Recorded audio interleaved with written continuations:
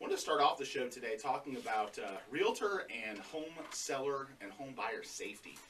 Kind of a story that went pretty viral this week. An Arkansas realtor was believed to be kidnapped or abducted from a property that she was showing, and it was a vacant bank-owned property at the banks of the Arkansas River in Scott, Arkansas, sometime around 5:30 a couple of days ago. And we get calls a lot from people, and I'll ask Robert from our real estate team to touch on this too. But people that will want us to come out and meet them at the property. Hey, I'm a buyer. I want to buy this house. Come meet me. And our response to that is, situations like this can happen. We want to be safe. We want to meet you at a neutral location. We want you to come to our office. We want to know who you are.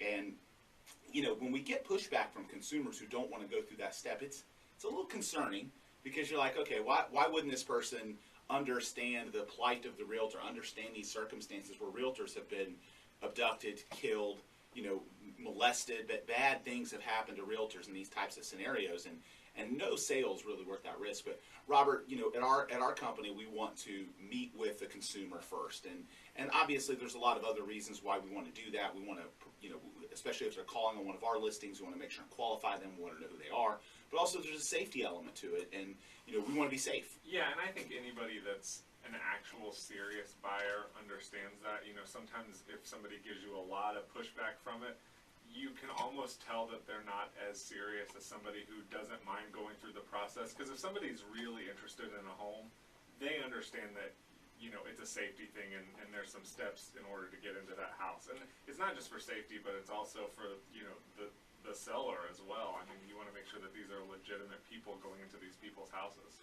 Right, because you never know. They could be casing the home. They could be. I mean, there's a whole lot of scenarios that could happen, and more than anything, we want to make sure that under all circumstances, our people are safe, and the realtors at other companies are safe. That all companies, I think right now, obviously because of this story, it's a prevalent scenario where everyone's probably stepping back and looking at their own policies and procedures and saying, hey, what can we do to improve? We don't want this happening to one of our people.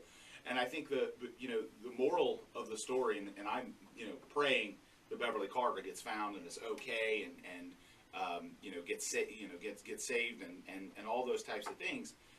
But there's certainly a lesson side of it that says, this needs to really put this at the teaching stage for realtors, and they need to be very, very conscious. They need to have a partner in the office. They need to screen their people. They need to have them come into their office. I mean, our new office, we're actually putting really advanced security cameras in, and part of the reason we're doing that is because, hey, look, we're going to make these people, meet us at the office because we don't want one of our people getting hurt. And now we've got security camera footage of somebody. So we're doubly protecting and taking an extra step so we know something doesn't happen. But the reality of it is that consumers a lot of times push. And Shawn, you were telling me before the break, and Shawn Yesner from Yesner Law with us today. We've got John Morgan from FBC Home Loans and Robert Johnson from my real estate team. But Shawn, you were talking before the break about it's not just about realtor safety. It's about home buyer and seller safety too.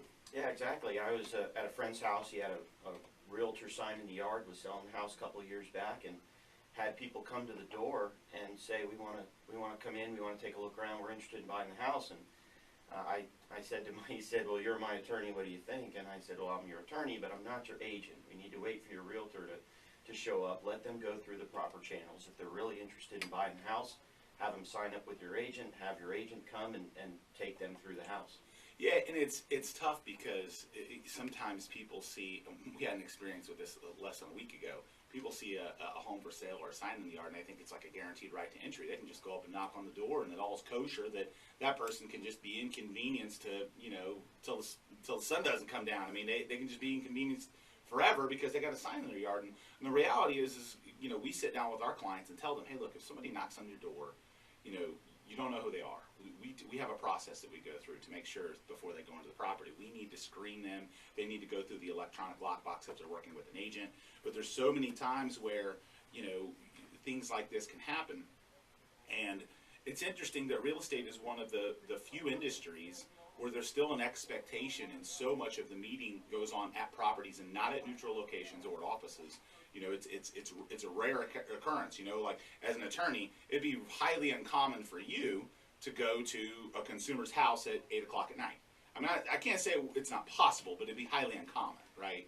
Right, it's not common, Yeah. it's not impossible, but it's very unlikely, and those types of late night meetings, kitchen table meetings, those immediately start sending up red flags. Yeah, and so what's interesting from the consumer's perspective that's selling their home is, like we talked about, that person could be not even a real serious buyer. They're casing the property. They could be attempting to, do some type of crime. I mean, there's all kinds of security risks. That's why we follow these steps. And sometimes we'll have clients that say, hey, I don't know if I want to sign in the yard because I don't want that risk. And we certainly honor that sometimes. You're eliminating some of the advertising, but certainly. There are some of our clients who are concerned about having a sign in the yard and saying, hey, look, I don't know if I want to invite all of that in. And so there's always a give and take back and forth between, the advertising and marketing and then, of course, the client, safety. But as a consumer, if you're out there and you call realtors, you call our office, you call another realtor, and they're hesitant to meet you at a property, you have to understand that this is where a lot of this is coming from. It's their safety. They don't know who you are. They've never had a chance to meet you. They know nothing about you. You could be, the second coming of Charles Manson. They have no idea who you are. And you can't just after one phone call expect them to have this amazing level of trust. But we get and we've had people complain, oh, I didn't want to work with you guys because you were making us meet you. Well, I'm sorry, but your business isn't more important than someone's life, and that's just the reality of it. So it's if you're out there and you do call realtors and you do go to look at homes, just be prepared for this to probably be even more common now that it's out there. John, do you guys run into on the mortgage side, from a safety perspective?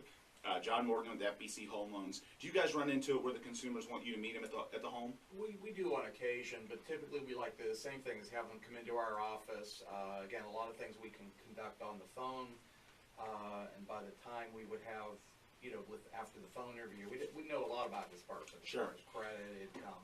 And do you think some of that, and I think some of that's just natural business. The real estate industry, for some reason, has a stigma that is different than other industries where it's acceptable, for the meeting at the property and that type of thing. But even in the mortgage world, it's much less common than it is in the real estate world, even though you're essentially dealing with the same people in the same type of transaction, and do you guys get concerned about that from a safety perspective with your loan officers? Oh, absolutely.